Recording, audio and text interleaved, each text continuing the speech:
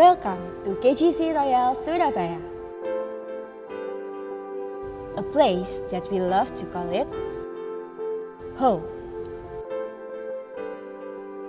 With one heart, we proudly declare that I believe in God, the Father Almighty, Creator of heaven and earth. I believe in Jesus Christ, His only Son, our Lord, who was conceived by the Holy Spirit and born of the Virgin Mary. He suffered under Pontius Pilate, was crucified, died, and was buried. He descended to hell. The third day, He rose again from the dead. He ascended to heaven and is seated at the right hand of God, the Father Almighty. From there, He will come to judge the living and the dead. I believe in the Holy Spirit, the Holy Church, the communion of saints, the forgiveness of sins, the resurrection of body, and the life everlasting. Amen. In one faith and one heart, we are living as a body of Christ because of His gospel of the kingdom. Proverbs 22, verse 6. Train up a child in the way he should go, and when he is old, he will not depart from it. Gospel must get younger. Let's make it fun, make it meaningful.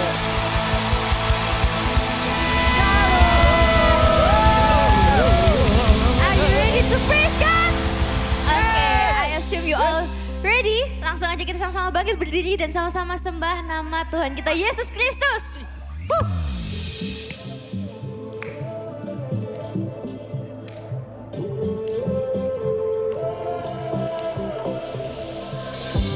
When rain is falling and fear is coming, still you're calling me. When faith is lost and my hope exhausted, you will be my strength.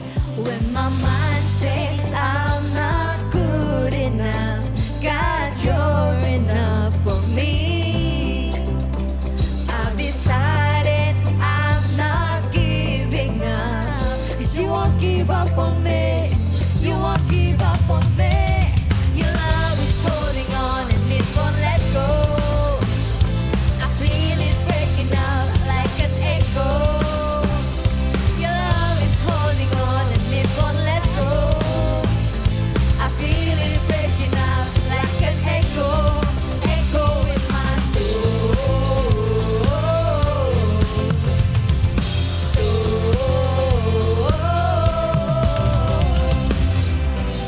And every season you keep repeating promises to me.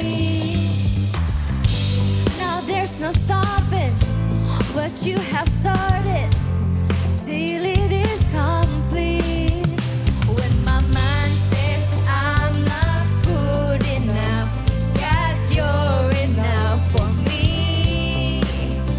I've decided I'm not giving up, 'cause you won't give up on me. What? You won't give up on me. Your love is holding on and it won't let go. I feel it breaking out like an echo. Your love is holding on and it won't let go. I feel it breaking out like an echo, echo in my soul.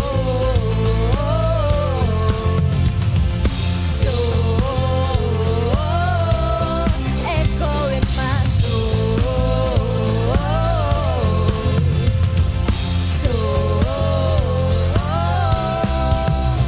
When my mind says I'm not good enough, God, you're enough for me. I've decided I'm not giving up, 'cause you won't give up on me. You won't give up on me. Your love is holding on and it won't let go. I feel it breaking out like an echo. Your love is holding on and it won't let go. Now I feel it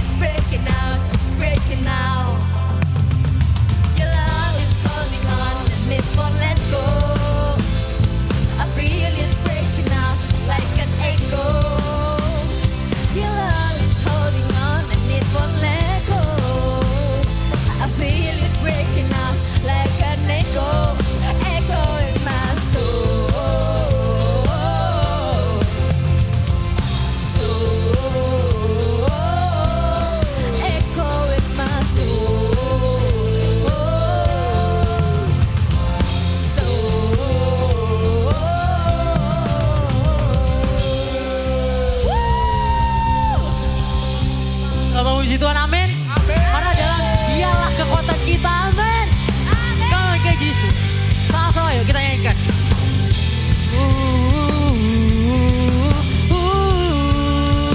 Say.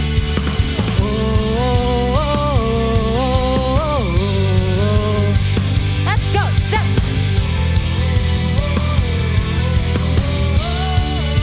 Kekuatanmu besar.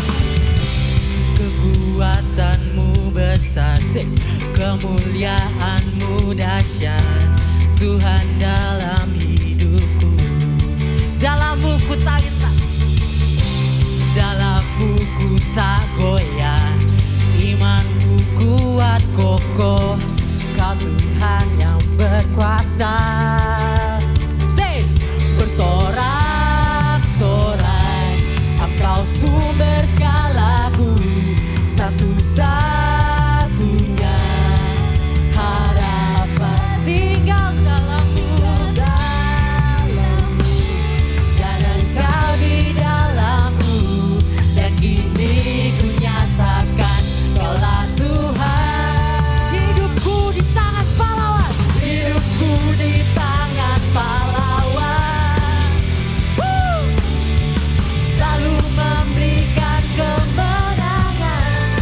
Takkan ku takut Tuhan, takkan ku goyah dan gemetar. Sebab ku tahu ku berada di dalam Tuhan. Bertumbuh, besar dan berbuah di dalamnya. Kekuatanku,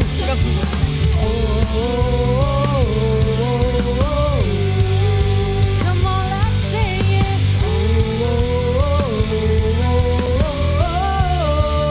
Sama-sama, kekuatanmu besar. Kekuatanmu besar, kemuliaanmu dahsyat, Tuhan dalam hidupku.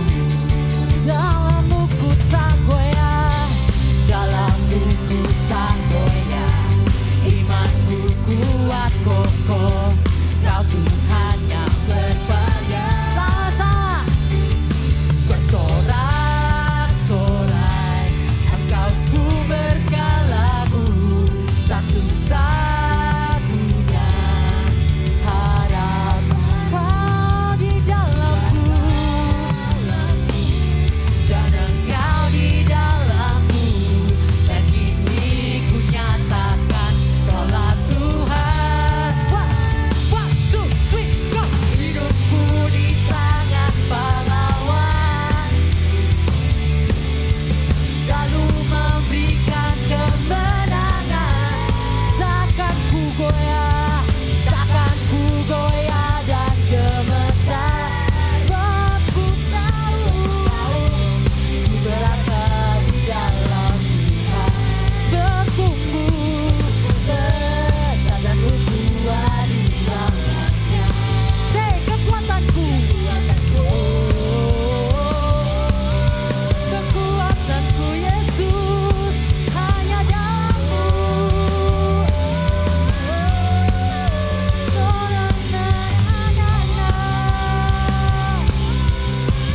Yes.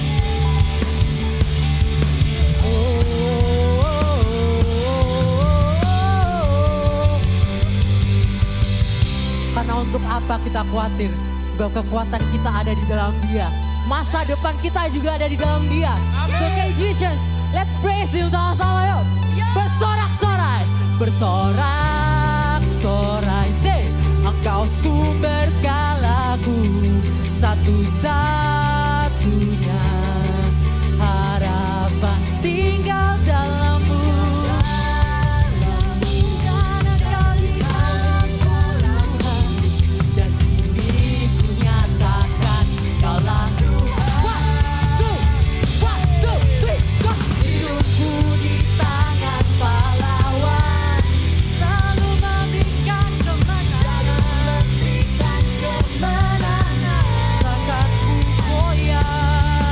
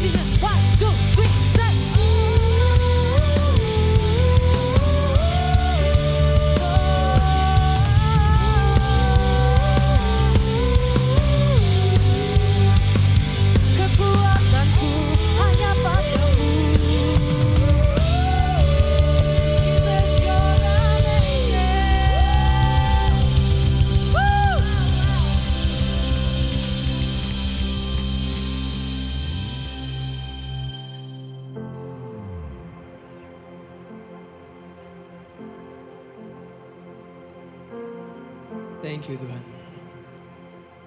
Engkau begitu baik, Engkau begitu besar. Kami bersyukur Tuhan. Bila sudi Engkau, Tuhan hanya satu Tuhan menjadi kerinduan kami. Yaitu semakin serupa dengan Engkau setiap harinya. Hanya satu Tuhan keinginan kami, yaitu menjadi seperti Engkau Tuhan. Tuhan terima kasih Tuhan untuk kebaikan-Mu. Thank you Jesus.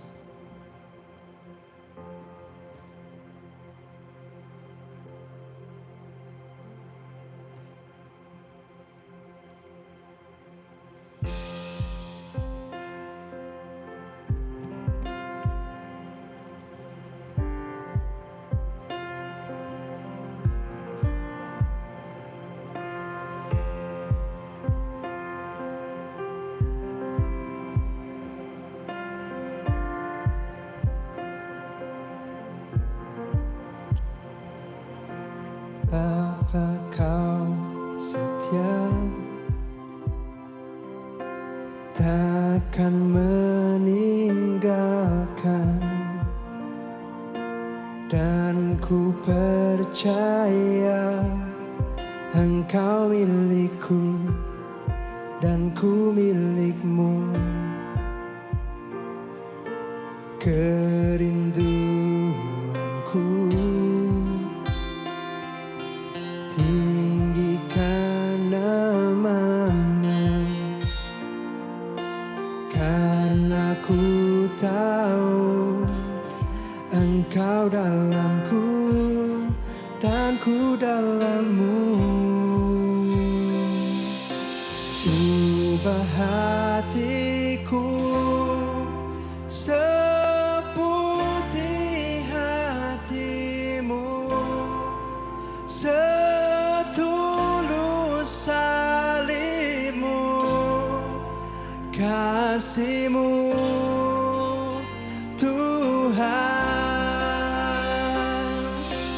Biar mataku seperti matamu, pancarkan kasihmu.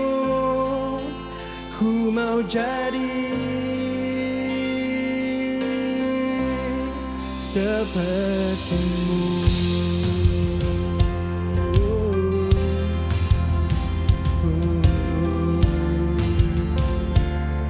Kerinduanku Tuhan, kerinduanku tinggikan namamu, karena ku tahu Engkau dalamku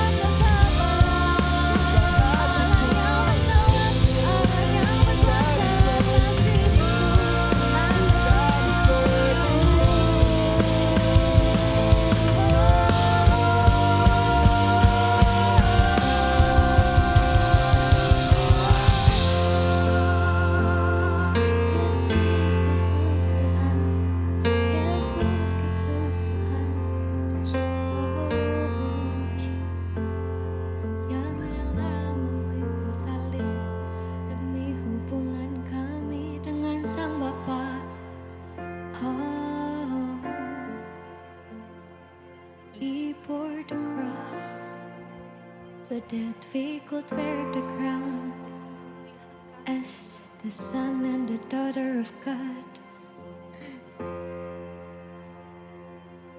How wonderful you are.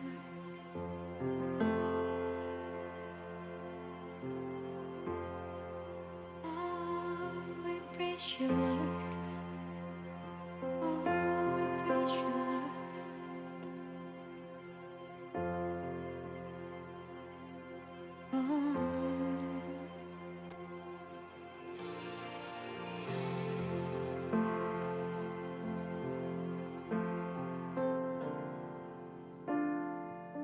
Jesus,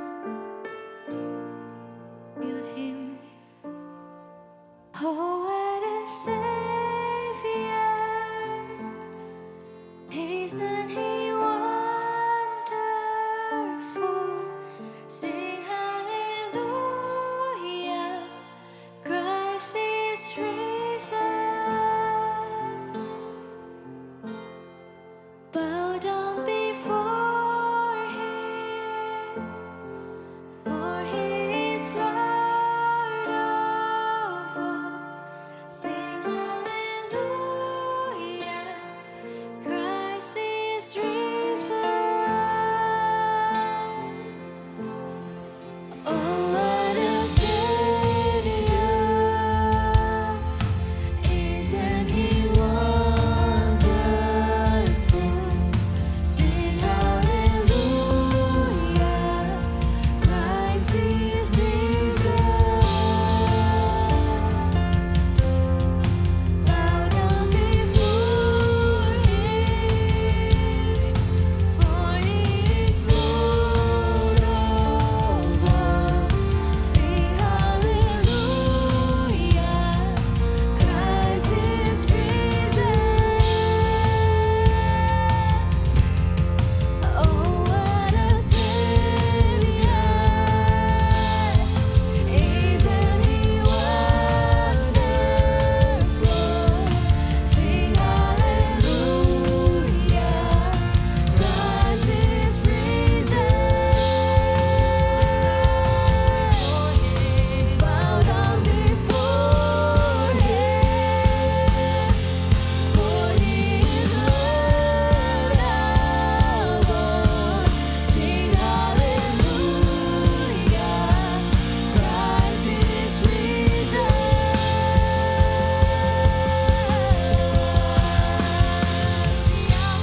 Oh, come to the altar. The Father's arms are open wide. Forgiveness was bought with the precious blood of Jesus Christ. Oh, come to the altar. The Father's arms are open wide. Forgiveness was bought with the precious blood of Jesus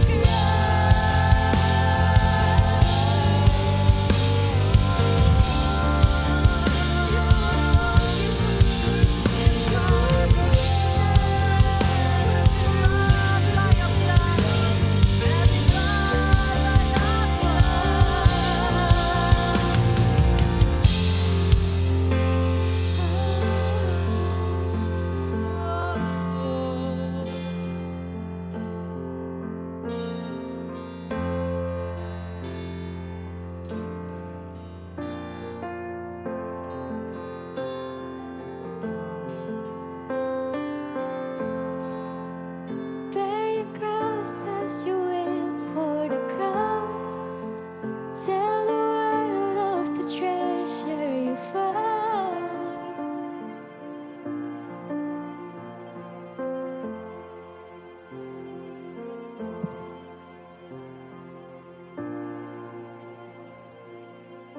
Tuhan Yesus, thank you ya Tuhan buat segala berkat-Mu ya Tuhan. Thank you buat segala penyertaan-Mu ya Tuhan, di mana kami bisa melalui minggu-minggu ini ya Tuhan. Hanya dengan-Mu ya Tuhan, hanya dengan perlindungan-Mu dan penyertaan-Mu ya Tuhan. Dan jika pada saat ini ya Tuhan kami akan mendengarkan firman-Mu ya Tuhan, dan kami juga akan memberikan persembahan ya Tuhan. Kau tolong ya Tuhan, segala yang akan kami berikan ya Tuhan, hanya kami berikan untuk kemuliaan nama-Mu ya Tuhan. Kau tolong ya Tuhan, jika nanti Kau Doni akan memberikan sedikit ya Tuhan dari firman-Mu ya Tuhan, Kau tolong ya Tuhan, buat kami mengerti ya Tuhan apa yang difirmankan oleh Kau Doni ya Tuhan. Kau tolong ya Tuhan, setiap kami ya Tuhan supaya bisa mendapatkan remind dari Kau Doni ya Tuhan, supaya kami bisa menerapkannya dalam kehidupan sehari-hari ya Tuhan. Dan inilah doa kami ya Tuhan yang kami panjatkan hanya di dalam nama Tuhan Yesus. Haleluya. Amin. Shalom Kegision. Wah ini nih suara Kegision banget ini. Tapi kayaknya pengen tak ulang sekali lagi deh. Shalom Kegision. Oke. Nah ini baru semangat-semangatnya Kegision banget ya. Nah. Thank you teman-teman buat happy birthday-nya ya. Dan saat ini kita akan memberikan persembahan. Persembahannya ini ada dua, yaitu persembahan pembangunan dan persembahan biasa. Persembahan pembangunan ini bisa melalui amplop yang sudah dibagikan oleh tim Asher. Dan persembahan biasanya akan melalui kantong. Dan aku mau sedikit sharing nih dari minggu ini gitu. Selain dari ulang tahun itu tadi ya. Kemarin ini aku sempet sama temen-temen ini nonton ceritanya. Kita habis nonton satu film yaitu Jesus Revolution namanya. Nah Jesus Revolution ini apa sih? Jesus Revolution ini adalah suatu film yang menceritakan kisah nyata mengenai mengenai suatu kegerakan rohani yang terjadi pada tahun 1960 di Amerika gitu. Dan aku cukup terberkati dengan film itu, apalagi ada satu scene di mana salah satu tokohnya yaitu yang bernama Lonnie. Lonnie ini dia bilang mengenai bukan bilang sih, tapi dia sedang memberikan firman Tuhan dan itu mengenai kisah Petrus yang sedang bersama Tuhan Yesus untuk berjalan di atas air gitu. Dan pada saat itu Petrus untuk pertama kalinya dia bisa berjalan, tapi setelah ia melihat gelombang yang ada di sekitarnya atau gejolak yang ada di sekitarnya, dia mulai takut dan akhirnya dia mulai tenggelam. Dan dari sana aku mulai sedikit tersadar di mana mungkin aku sekarang sudah bisa percaya sama Tuhan, tapi apakah aku benar-benar bisa 100% percaya sama Tuhan? Kadang-kadang aku pun sendiri merasakannya di mana aku kadang-kadang di setiap pilihanku meskipun itu sepele, tapi ternyata memberikan dampak yang besar setelahnya kayak gitu. Jadi kadang-kadang pilihanku yang sepertinya sepele dan aku ambil itu dari pihakku sendiri, ternyata wah ada salahnya nih kayak gitu. Ternyata banyak yang perlu aku perhitungkan lagi di mana ternyata aku harus menggunakan Tuhan Yesus itu secara 100%. Dan itu sih mungkin yang aku bisa sharingkan nih, yang aku dapatkan dari hari-hari ini. Dan setelah ini kita akan membaca Alkitab yang nanti akan di-sharingkan oleh Kodoni, yaitu melalui Lukas 10 ayat 25 sampai 37. Oke. Dan aku mohon untuk teman-teman semua bangkit berdiri. Dan kita akan baca bersama-sama ya, mulai dari ayat 25. 1, 2, 3. Orang Samaria yang murah hati.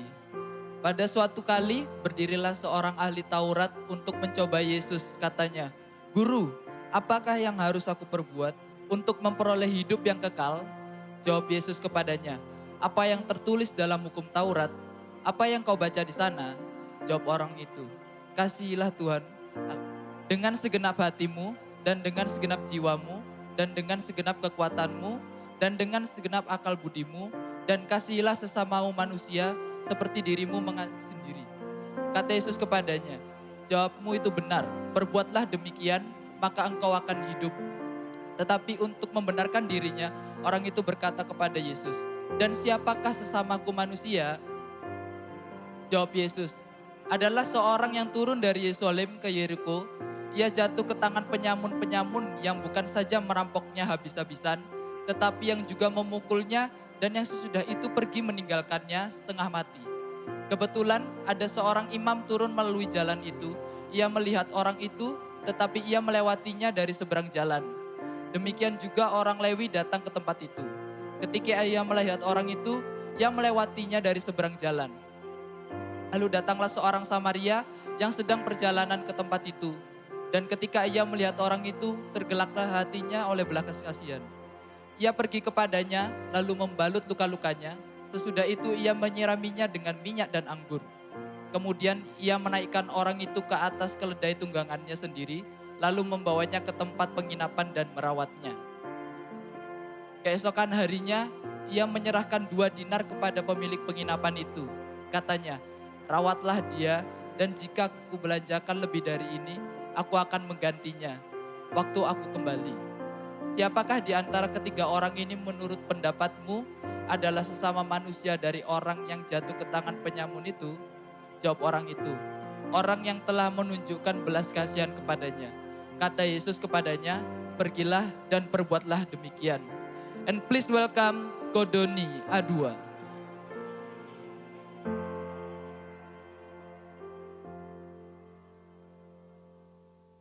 Shalom cek, oke. Shalom Sobat Kap. Shalom Sobat main benteng-bentengan. Oke, menyenangkan bisa berada di tempat ini lagi. Maksudnya bisa sharing kebenaran firman yang akan kita, bukan kita baca. Udah dibaca sama Danput yang, kok Danput sih? Kayaknya saya kangen Danput ya. Daniel Tri, Dante. Oke, happy birthday buat Dante ya. So guys, judul hari ini, siapa sesamaku? I think ini sesuatu hal yang menurut saya menjadi sebuah tolak ukur utama dari ayat-ayat itu tadi. Maksudnya sebuah tension yang terbentuk ketika kita membaca tadi. Yang menarik adalah ketika ahli Taurat mempertanyakan hal ini. Nah dari pembacaan kita hari ini, Yesus dengan gamblang di akhir perumpamaannya dia bilang pergi dan perbuatlah itu demikian. Pertanyaannya sekarang, ketika kita udah baca, ketika kita udah tahu, bagaimana respon kita? Pertanyaannya, ketika kita udah baca tadi, apa yang ada di hati kita saat kita mendengar cerita ini? Pertanyaannya, maukah kita melakukannya? Itu pertanyaan untuk kita semua. Secara minggu lalu sendiri, kita tahu, dan kita juga membaca sendiri bahwa Kristus, minggu lalu banget nih, itu kan judul perikopnya minggu lalu adalah perintah baru. Ada yang masih ingat gak? Bahwa Kristus memberikan perintah baru pada kita. Kita mengasihi sesama manusia seperti Kristus mengasihi jemaatnya. Karena standar yang dipakai bukan lagi standar pada diri kita, namun standar dari apa yang Kristus lakukan pada jemaatnya. Itu sebabnya saya bisa bilang bahwa nilai kasih yang pada akhirnya disampaikan atau diajarkan oleh Yesus menjadi sesuatu hal yang jauh lebih bernilai daripada sekedar mengasihi diri sendiri. Nah standar inilah yang menurut saya menjadi sebuah hal yang penting banget untuk kita bahas pada hari ini. Nah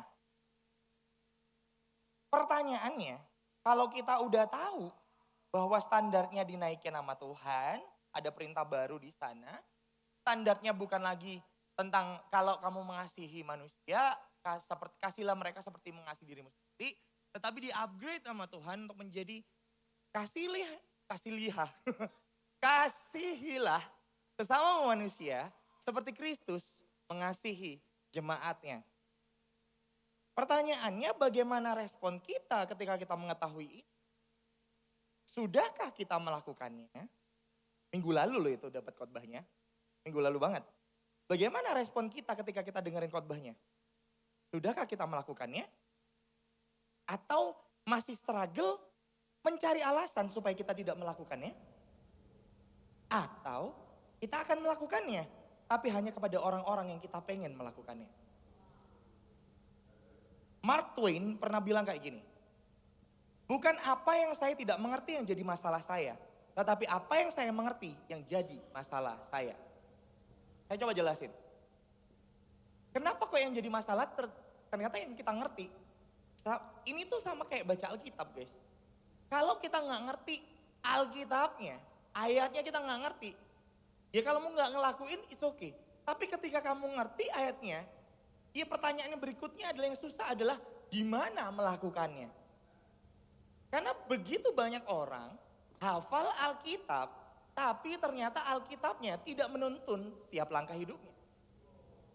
Percuma kan kalau misal kita ngerti tapi ternyata kita dalam tanda kutip kita tidak melakukannya. That's why Mark Twain bilang kayak gitu. Yang menjadi masalah bukan apa yang saya tidak ngerti. Tapi yang justru jadi masalah adalah ketika saya ngerti. Demikian juga dalam kehidupan kita. Kalau kita udah ngerti minggu lalu Alkitabnya bilang apa, firman Tuhan bilang apa dari pester kebanggaan kita. Asik. PDM, pendeta Madia, enak. Pendeta master gue ya, bukan? Cuman limbat ya master ya, bukan kohis ya. Kalau kita udah dengar firmannya, lantas apa yang harus kita lakukan? Sudah dilakukan, atau proses dilakukan, atau proses denial untuk dilakukan? Maka dari itu kita masuk ke poin yang pertama, siapakah sesamaku? Nah, kita ini hidup di sebuah sistem yang kita kenal dari semenjak kita kecil. Sebuah sistem yang kita sebut dengan namanya budaya, culture. Kayak masih kecilin lala, ayolah makan itu pakai tangan, ayo nggak boleh pakai kaki. Misal salaman sama orang, kasih tangan yang bagus, tangan kanan. Ya kan? Kasih unsur-unsur budaya untuk pertama-tama. Ayo kasih hai, say hi. Akhirnya diajarin tuh budaya. Kemudian gede dikit, kita kenal namanya sistem yang namanya agama. Agama itu kita mulai kenal ke gereja, sekolah minggu. Kita kenal ada kakak-kakak sekolah minggu. Kita tahu ternyata di gereja juga bisa nyanyi. Dan beberapa sistem-sistem yang lain yang membuat kita pada akhirnya segede sekarang. Dan kita sudah bisa membedakan berbagai macam perbedaan yang ada di muka bumi ini. Berbagai macam ras, berbagai macam golongan di kehidupan kita. Ada A, B, C, dan D. Ada yang A, Australia. B, Batak. C, Cina. D, dia juga Cina ternyata. Atau Dodo E. Ternyata Manado bukan Cina. Tak pikir Cina atau sama-sama putih kan. Kita menghidupi semua sistem itu tanpa sadar dengan otomatis. Hidup kita berdasarkan pada sistem yang kita kenali dalam otak kita sehari-hari. Menjadi sebuah budaya, menjadi sebuah kebiasaan. Untuk akhirnya kita melakukan semuanya. Kita gak ada yang diajarin. Untuk akhirnya setelah kita pup harus di-flush. Iya kan? Gak ada yang tiba-tiba, kamu dari kamar mandi ya? Udah di-flush belum? Gak ada. Tidak ada orang yang sedemikian ketika dia udah gede. Makanya kita udah hidupi semua sistem itu tanpa sadar dengan otomatis. Hidup kita berdasarkan pada sistem yang kita kenali pada otak kita sehari-hari. Demikian juga dengan apa yang kita baca pada hari ini. Sebuah perumpamaan yang bahkan masih sangat relevan digunakan dalam keseharian hidup kita. Perumpamaan yang menggambarkan dan jujur menusuk dalam hati kita semua. Sebagai umat-umat yang mengaku dirinya agama yang mengajarkan kasih. Karena kasih bukan ajaran pasif, kasih itu perbuatan aktif. Kasih itu bukan teori, namun kasih itu sebuah aksi. Maka dari itu ketika kita mendengar firman Tuhan, yang menjadi respon kita seharusnya adalah kita ter-challenge untuk melakukan kasih itu. Ya kan? Namun yang menarik adalah ketika pribadi ahli Taurat ini ketika dia ketemu sama Yesus, Yesus udah bilang jelas-jelas banget. Bilang, lu udah bener, kerjain aja. Lakuin aja sesuai dengan apa yang kamu tahu itu. Kamu tadi udah bener, lakuin. Tetapi ahli Tauratnya bilang, siapakah sesamaku? Kalimat pertanyaan, siapakah sesamaku? Ini adalah sebuah pertanyaan yang paling sombong sebenarnya. Sebuah pertanyaan yang dalam tanda kutip dilemparkan oleh seorang ahli Taurat, di mana seharusnya dia ngerti, dia setiap sesamaku atau siapakah sesamaku, ya dibilang sesamaku ya sesamamu lah, ya apa jelasinnya? Ya sesamamu, itu nggak lain dan nggak bukan. Seharusnya dia paham benar bahwa sesama dia adalah semua manusia. Tapi dari pertanyaan ini kita jadi tahu tendensi dari orang ini. Karena pertanyaan ini justru sedang menunjukkan sama kita bahwa di dalam kehidupan seorang ahli Taurat itu, pribadi sosok itu, oknum itu, asik. Supaya tidak menyerang keimaman, oknum. Kita pakai oknum. Terjadi gini, dalam sistem budaya mereka, dalam sistem keagamaan mereka, berarti ada sebuah tembok tebal, tinggi, dan panjang. Tembok Cina kayaknya. Oh Cina lagi dibahas. Gak apa sih? Sebuah tembok pembatas dalam sistem kehidupan orang ini. Dalam banyaknya pengetahuan orang ini, justru malah dia mengotak-ngotakan sesamanya. Dan dari situ, dia sedang ingin memvalidasi dari sistem berpikirnya pada Yesus. Dan yang menarik dari seorang Yesus adalah ketika dia dicobai, dia tidak merespon dengan jawaban-jawaban yang retorika. Tetapi Yesus mengatakan, kalian coba lihat ketika Yesus ditanyai seperti itu, dia malah membalikkan dengan pertanyaan. Apa yang tertulis di Alkitab kan gitu. Kemudian ketika dia siapakah sesamaku, baru dijelasin gini. Kasih perumpamaan, terus kasih pertanyaan lagi. Menurutmu siapa sesamamu? Menarik. Cara Yesus leading suatu conversation itu menarik sekali. Kayaknya dia gurunya Mata Najwa lah. Karena dia jago banget untuk membawa orang itu akhirnya tahu ke arah mana nih pembicaraannya. Nah, sebuah pertanyaan ini menurut saya, entah kenapa ketika saya baca ini jujur saya melihat ini dalam keseharian kita. Karena sebuah pertanyaan ini juga yang kadang secara gak sadar menjadi filter di otak kita. Sehingga kita tanpa menyadari, kita menjadi orang yang membeda-bedakan atau orang yang menggolongkan mana orang yang layak disebut sesama kita dan mana orang yang tidak layak menjadi sesama kita. Secara gak langsung, ketika kita melihat orang di luar kita menjadi orang yang dalam tanda kutip lebih tinggi dari dia. Untuk akhirnya kita menganggap mereka jauh lebih rendah daripada kita. Contoh, kita merasa paling mungkin, oh agamaku mengajarkan kasih. Agamaku ngajarin kasih gak kayak agama seberang kan gini-gini. Apakah itu benar? Ketika kesombongan itu muncul, itu udah gak benar lagi. Sekalipun statementmu benar. Nah, yang menarik di sini juga contoh simpel nih. Kadang kita juga merasa paling gaspol di antara komunitas-komunitas yang lain. Atau mungkin kita merasa paling kerajaan di antara semua gereja-gereja yang ada. Kita merasa paling layak mendapatkan anugerah. Dan orang lain enggak.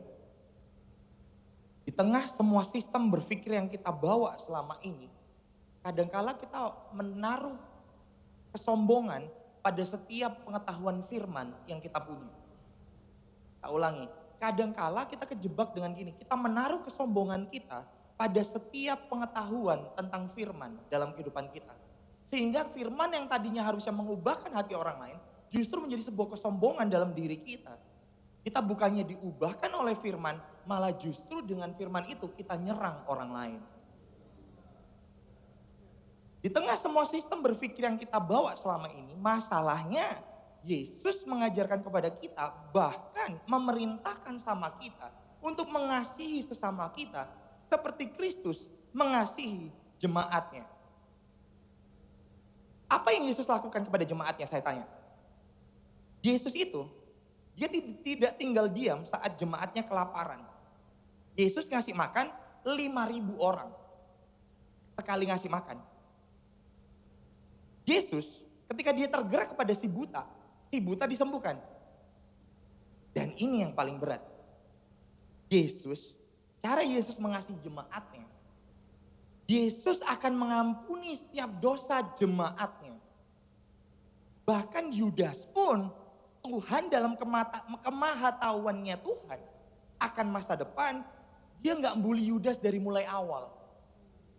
Dia nggak ada kepikiran buat ngebully Yudas, dia nggak ada kepikiran untuk misal nih, saya kalau semisal, untung saya bukan Yesus ya. Jadi kalau semisal saya Yesus ya, itu kalau legion yang yang kerasukan setan legion begitu banyaknya, saya nggak lempar ke babi, saya lempar ke Yudas. Biar Yudas yang lari dan terjun ke jurang. That's why kenapa dari sini Tuhan kita bukan Tuhan yang gini. Dia bukan Tuhan yang didrag dengan perasaannya aja.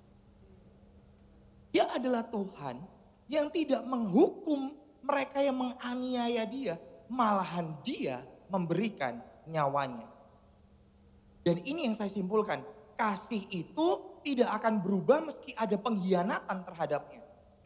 Justru hati kita yang korup, yang membuat sakit dari pengkhianatan itu lebih terasa dibandingkan kehadiran kasih dalam hati kita.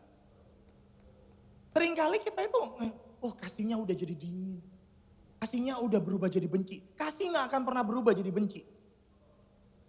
Yang bikin benci itu ada karena rasa sakitmu terhadap peristiwa itu menimbulkan satu perasaan benci. Saking bencinya kamu lupa kalau kamu pernah mengasihi dia.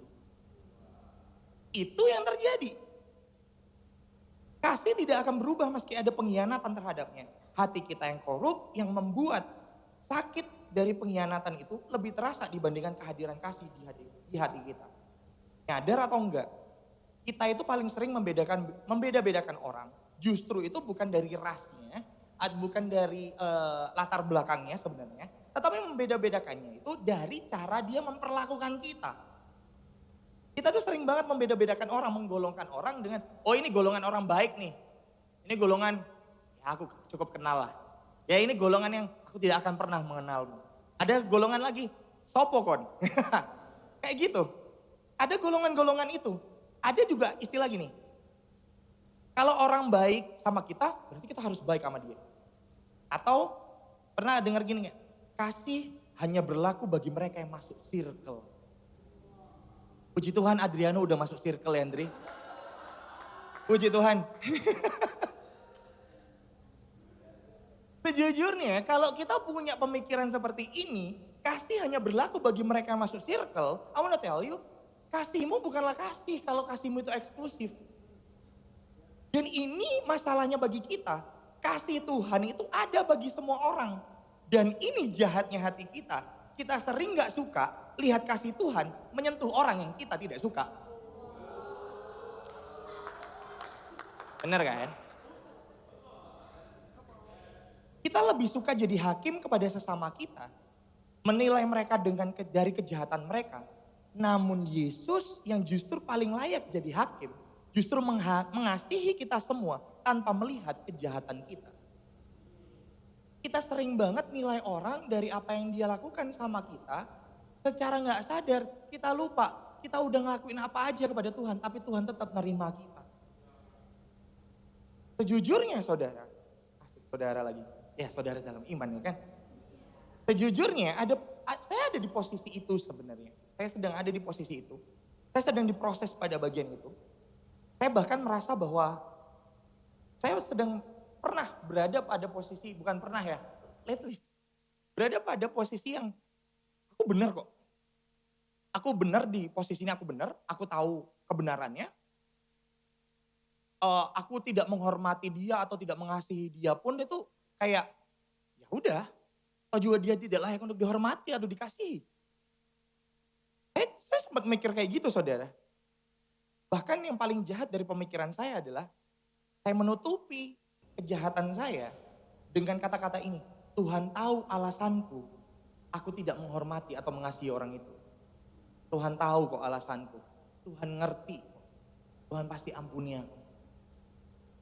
Ya saya menyadari bahwa kalau saya tidak mengasihi orang ini, artinya saya sedang tidak menghormati Tuhan yang menaruh orang itu. Saya sadar nggak saat kita memilah kelayakan orang untuk kita kasihi, tak ulangi, saat kita memilah kelayakan untuk orang untuk kita kasihi, kita sedang memilih untuk tidak menghormati Tuhan yang memilih kita untuk dikasihi. Kita secara tidak langsung meletakkan diri kita jauh di atas Tuhan. Secara Tuhan mengasihi dia, tapi kita memilih untuk tidak mengasihi dia. I'll tell you, perbuatanmu sedang tidak menghormati Tuhan. Dengan kata lain, ketika kita menolak untuk mengasihi sesama kita, siapapun mereka, kamu sedang mendurhaka kepada Tuhan. Why? Karena itu perintah dari Tuhan sendiri. Tuhan Yesus bilang sama kita, kasihilah sesamamu seperti Kristus mengasihi jemaatnya. Kalau mereka ada salah berarti harus diampuni. Kalau mereka benceno tetap diampuni. Kalaupun mereka melakukan sesuatu hal yang jahat banget sama kamu, tetap kudu diampuni. Caranya gimana? Si Devi bilang, pandang salib Kristus. Nadanya sama kan? Pandang salib Kristus. Si Devi gak ada lagi. Oke. Demikian juga dengan kita sekarang. Saya tidak sedang menyepelekan rasa sakit kita semua. I know it. Saya tidak sedang menyepelekan rasa sakit Anda. Namun hari ini saya mau bilang, Tuhan pun mengasihi orang yang berbuat jahat sama kamu. Kamu mungkin begitu membencinya, tapi percayalah Tuhan masih mengasihinya. Maaf jika statement saya bikin Anda sakit, namun faktanya jika Tuhan masih izinkan dia hidup, berarti kasih Tuhan masih tersedia bagi dia. Faktanya cukup bikin saya gak enak sebenarnya awalnya ketika saya merenungkan ini. Saya jujur hati saya kayak gak usah disampein lah bagian ini ya. Itu jadi bikin alasan untuk akhirnya anak-anak itu kayak nanti mereka akan jahat sama satu yang lain. Saya bener-bener kayak ditegur Tuhan. Lo yang mau kamu beritain ini statementmu aja atau firmannya. Permasalahannya firman Tuhan bilang kasihilah sesamamu seperti Kristus mengasihi jemaatnya. Ini permasalahan bagi kita semua bahwa Kristus pun mengasihi orang yang jahat sama kita. Dan dari cerita kita tadi, orang Samaria yang baik itu, dia gak sibuk nanyain agama orang yang hampir mati itu kan. Dia gak tiba-tiba ujuk-ujuk, agamamu apa? Siapa Tuhanmu? Tidak ada. Dia gak sama sekali gak ngomongin itu sama sekali. Dia gak mikirin tentang rumahmu di mana? Kamu gereja di rooftop atau di sini? Enggak ngomong dia. Dia enggak gitu, dia enggak membedakan mana yang gereja di rooftop, mana gereja lantai 1, 2, 3, dan 4. Enggak, dia sama sekali tidak membedakan itu. Tetapi orang Samaria ini langsung, jangan dipotong. Dia tidak membedakan lahir dari suku mana.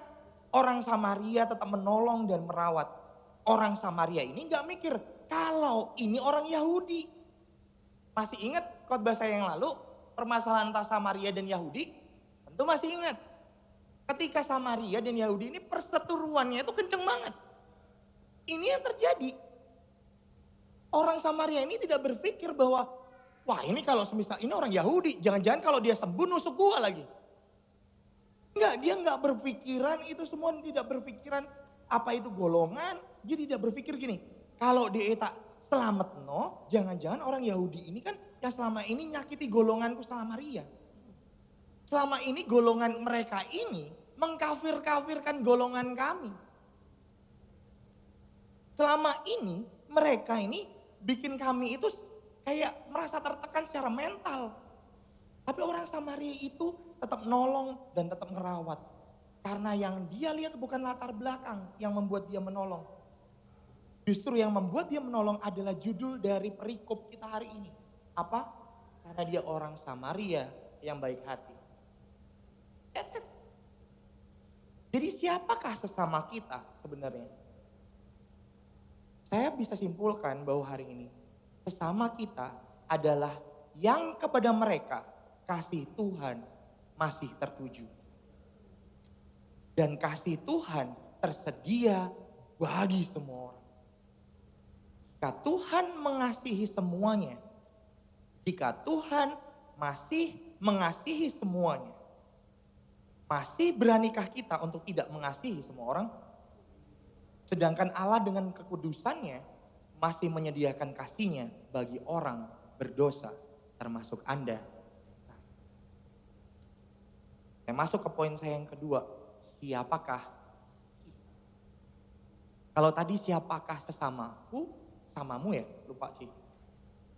Tapi yang kedua ini adalah siapakah kita. Setelah kita tahu sesama kita itu apa, kita harus tahu juga siapa kita. Egisi Royal, bukan? Tahu kalian lupa kan? Siapa kita? Egisi Royal. Kan? Ini ada satu persepsi yang sama-sama kita benarkan dulu untuk kita membahas siapakah kita ini. Ada satu persepsi yang saya ingin kita sama-sama benarkan dalam benak kita orang percaya.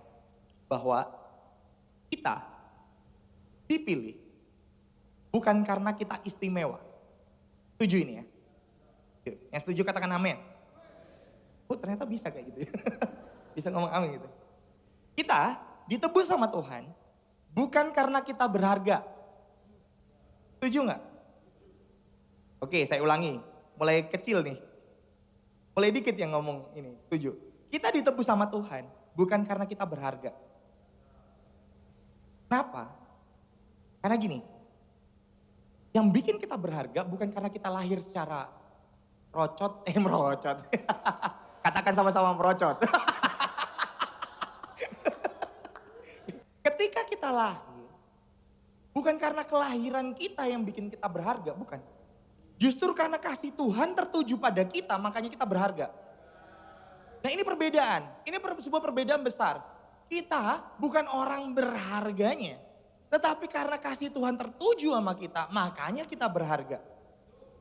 Nah, saya jadi ingat. Ini bahkan salah satu menteri kita pernah ngomong ini di TikToknya. Saya mau nge-stitch cuman terlalu lama videonya udah. Uang 100 ribu, nah ini ada yang pernah denger ini pasti. Uang 100 ribu, jika kamu buang, injak, kasih lumpur, masukkan got. Tetap berapa harganya? Demikian hidup kita. Bener gak? Pernah denger gak? Ah kalian sok-sok gak denger ya. Gini. Saya gini. Dulu saya tuh percaya banget sama itu. Dulu saya percaya banget bahwa uang 100 ribu mau dilempar kemanapun, sekotor apapun akan bernilai 100 ribu. Memang. Masalahnya. Enggak semua orang lahir dengan 100 ribu. Kalau orang lahir dengan 1000 perak, berarti dia kalau masuk ke got, di proses ini value-nya tetap sama dong. Makin dibuang dong. 1000 aja jatuh, gitu. Wis lah. Bener kan? Itu yang terjadi. Makanya saya gak setuju. Karena jika itu benar, maka value kita dari lahir gak bisa berubah.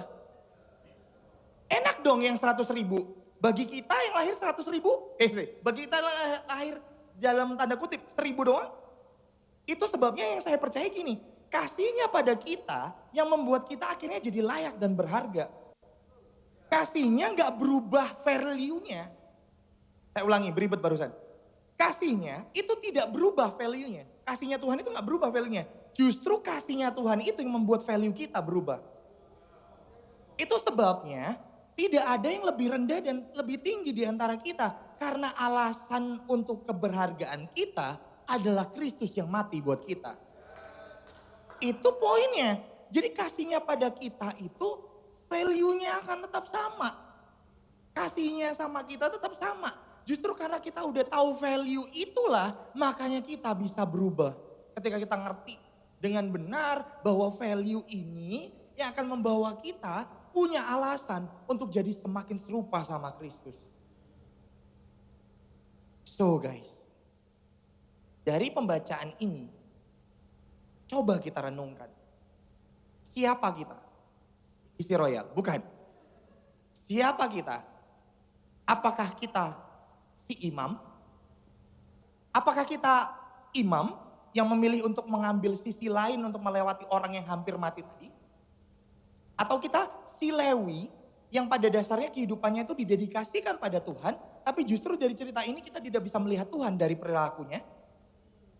Gimana yang kita? Imam atau Lewi? Coba kalian renungkan. Karena seringkali sebenarnya kita itu selalu menemukan excuse atau alasan-alasan untuk tidak mengasihi orang. Banyak banget dalam kehidupan kita isu permisif yang membuat kita akhirnya gagal untuk memberikan kasih kita kepada orang. Contoh, mau nolong pengemis aja loh. Kita itu kayak, singa ya? Kok gak ngekek kita? Kamu kalau ngasih, aku melok. Atau, sakno yo, ya ampun kasihan banget loh. Kita kayak gitu. Kan gak mau nyumbang tak? Kan 100, aku 100 wis. Kan? Kita mau nolong orang itu nunggu temen. Pada dasarnya, kita itu sebenarnya bukan suka rame-rame. Tapi pada dasarnya, kita itu takut sama tanggung jawab ini. Tanggung jawab untuk saling mengasihi. Makanya kita lebih suka nunggu orang lain melakukan lebih dahulu. Supaya kalau ada apa-apa, orang lain yang nanggung tanggung jawabnya. Bukan kita kan. Kalau dia gak gitu, sama kayak gini. Kalau dia gak gitu, aku gak akan maafin dia kak. Kalau dia gak dapetin ganjarannya, sampai kapanpun aku gak akan mau maafin dia. Seakan-akan semuanya itu transaksional. Kita merasa kasih itu akan mengalir saat ada imbalan serupa yang kita terima. Padahal kita udah sering dengar, jika kita berpaku pada imbalan yang bisa kita berikan kepada orang lain. Jika kita berpaku pada imbalan yang bisa orang lain berikan, kita itu gak akan pernah puas. Karena mereka gak akan pernah bisa memuaskan kita, bener kan? Kita pernah dengar kayak gitu, sering banget. Karena sejujurnya memang itu benar statementnya. Kita gak akan pernah penuh kalau kita cuma ngandelin orang lain.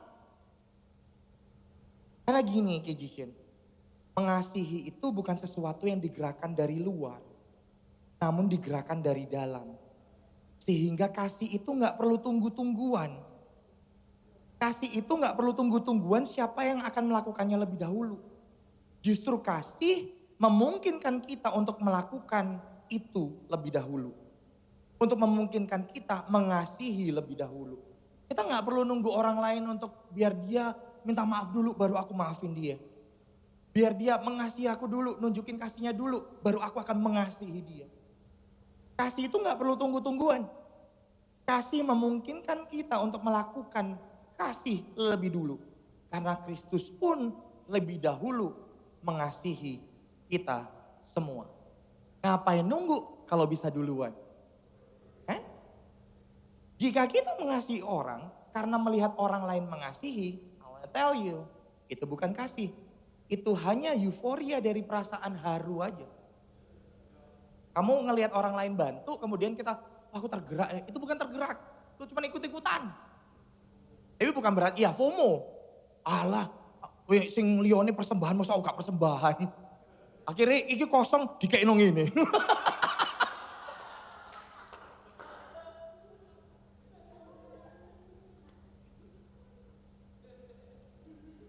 Guys, kalau kamu mengasihi tanpa ada dorongan dari luar kondisi dan lain sebagainya, I wanna tell you, itu baru namanya belas kasihan. Bukankah itu yang terjadi itu yang diajarkan sama Yesus sama kita.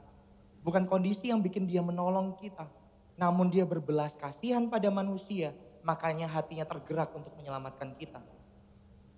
Hari ini, kalau kita boleh jujur, kita bukan imam itu. We are not the Levi, dan lain sebagainya. Kita bukan Lewi itu, bukan. Justru kitalah orang yang hampir mati itu sebenarnya dalam perumpamaan ini. Kitalah orang yang hampir mati itu. Kita dengan segala kepunyaan kita dirampok habis sama dunia. Dilucuti oleh hal-hal yang harusnya, hal-hal yang terjadi di sekitar kita. Kita ditipu sana sini, kita dikecewakan sana sini, kita kayak dirampok. Habis percaya dengan ini dikhianati. Kemudian percaya dengan ini dikhianati. Kondisi sepertinya mungkin gak pernah dukung kita. Atau mungkin kalian pernah ngerasa, aku tuh mau berubah Kak, tapi bingung mau mulai dari mana. Aku mau nyerah. Tapi udah terlanjur jauh perjalanan saya. Bahkan di tengah itu semua, di tengah kondisi hidup kita yang susah, di tengah kondisi hidup kita itu yang udah struggle, masih ada aja orang-orang yang merenggut sukacita itu dari kita. Orang tua kita yang menyepelekan kita. Orang tua yang mungkin omongannya gak enak sama kamu. Orang-orang yang datang gak tahu apa-apa tiba-tiba nyepelein kita. Kata-kata merendahkan. Kita udah susah payah bangun image. Ada orang yang datang ngomong sembarangan, ngelecehin kita. Mau ngebales itu gak sanggup, gak dibales itu sakit hati. Kita itu kayak orang yang hampir mati ini. Kita disikat sana sini, dihajar sana sini. Sadar atau tidak, kitalah orang-orang yang berjalan dalam hidup, namun pada dasarnya secara roh kita hampir mati. Dan dalam cerita ini, kita lebih cocok sebagai orang yang hampir mati ini. Gak ada yang sanggup dan mau menolong kita. Bahkan keagamaan pun imam gak sanggup untuk menghampiri kita. Dia gak mau menghampiri kita. Keagamaan kita, semua hal yang kita pelajari, motivasi A dan C, itu seakan-akan tidak benar-benar, bukan tidak benar-benar, tapi tidak bisa menolong kita seakan-akan. Kita udah datang ke gereja tapi tetap aja gak dapetin solusi. Ya kan? Kita gak dapat solusi dari sistem yang selama ini kita bangun, orang-orang sekitar kita, budaya-budaya kita. Udah gak dapat solusi dari agama, gak dapat solusi dari budaya. Nama besar keluarga, gak sanggup buat nolong. Ya kan? Kita seringkali itu terpaku di sini. Bukan seringkali. Mungkin hari ini kita sedang berada di posisi itu. Posisi di mana kita udah kayak hampir mati. Kita hahaha di luar tapi nangis di dalam. Kita bisa senyum di luar tapi di dalam bener-bener kayak, ini gue besok mati deh. Udah gak ada harapan lagi, kiri dan kanan kayak gimana. Besok gak tahu mau makan apa. Besoknya ini tuh udah gak tahu kudu membayar utang yang mana. Kita seperti kayak berada di satu situasi yang kita udah gak bisa gerak lagi karena memang dalam tanda kutip kita memang orang-orang ini, orang-orang yang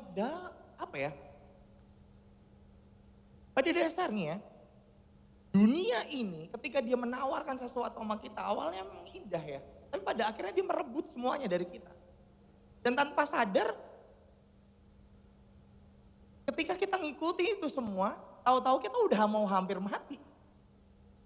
Kita udah ngikutin ini semua dan lain sebagainya, tiba-tiba gak ada yang nolong aku lagi ya. Kok gak ada yang sanggup lagi ya. Namun ini kabar baiknya. Ini kabar baiknya. Ada pribadi yang bertahun-tahun hidup untuk kita, namun kita selalu menganggapnya asing. Ada pribadi yang selalu ada di samping kita, tapi kita gak pernah anggap. Pribadi Kristuslah orang Samaria baik hati itu. Gambaran orang Samaria ini yang baik hati ini adalah Kristus sendiri. Di tengah kita, mungkin bertahun-tahun kamu gak memperdulikan dia. Sama kayak orang Samaria yang tidak diperdulikan oleh orang Yahudi. Namun Kristus tetap mau mengulurkan tangannya untuk menyentuhmu di saat orang lain meninggalkanmu. Tuhan tetap mau mengulurkan tangannya untuk menyentuhmu dan memulihkanmu. Dia naikkan kamu ke keledainya untuk membawamu ke tempat yang akan membuatmu lebih baik. Dari perjalanan itu, dari Yerusalem ke Yeriko, Ketika orang itu kalau misal kita pikirkan secara logika, dia menaikkan orang itu ke keledainya. Orang itu jalan kaki sambil nuntun keledainya. Sampai kepada tempat penginapan, dibayarin lagi. Ini Kristus bagi kita, saudara. Dia ada selalu di tengah-tengah kita, mungkin bertahun-tahun. Kamu gak pernah peduli sama dia. Tapi dia tetap mau mengulurkan tangannya. Dia rela tinggalkan kenyamanannya demi kamu dan saya yang dihianati rasa nyaman kita akan dunia. Agama gak bisa bantu kita karena kita terlalu kotor dibandingkan hukum-hukum yang diajarkan agama. Dalam budaya yang kita anut dalam hidup kita menjalani hanya rutinitas. Namun Tuhan mau menyentuh kita, Tuhan mau menjamah kita, bukan karena kita siapa, namun karena Tuhan itu baik. Dunia itu menuntut kita, dosa menjatuhkan kita. Namun Tuhan yang baik itu datang menyelamatkan kita. Sehingga kita yang sedikit lagi binasa, sedikit lagi mati, malah diselamatkan karena sentuhan Injil dari Allah. Saya undang pemain musik untuk maju. Kadangkala kita gak nyadar guys. Kadangkala dunia dan dosa dan segala sesuatu yang ditawarkannya itu, kita gak nyadar, kita kayak berada aja dalam sebuah perjalanan. Tanpa sadar tiba-tiba kita udah dirampok, diambil semuanya. Kita udah percaya 100%. Like, kamu udah hidup buat dia. Kamu udah hidup bagi dunia ini. Begitu dunia ini udah dapetin enakmu dalam tanda kutip. Dia ninggalin kamu. Kamu udah dirampok habis-habisan. Kamu udah dihabisin sehabis-habisnya. Dan bahkan ketika kamu datang ke agama pun, ketika kamu datang ke gereja, kadang-kadang kita diliputi dengan rasa bersalah. Soalnya saya bilang, kegiatan agama tidak menolong kita. Ketika kita datang ke gereja, kita penuh dengan rasa bersalah karena kita udah berdosa di luar sana. Kita mau datang ke teman-teman kita ngerasa paling kotor. Karena mungkin kita selama ini jadi pribadi-pribadi yang tanda kutip, ketika nggak enak doang baru datang ke teman-teman kita. Makanya ketika kita susah, kita nggak nemuin pertolongan dari budaya, dari teman-teman kita, dari apapun itu. Namun ini kabar baik bagi kita semua. Saya tidak mengajarkan kita semua untuk datang secara agamawi.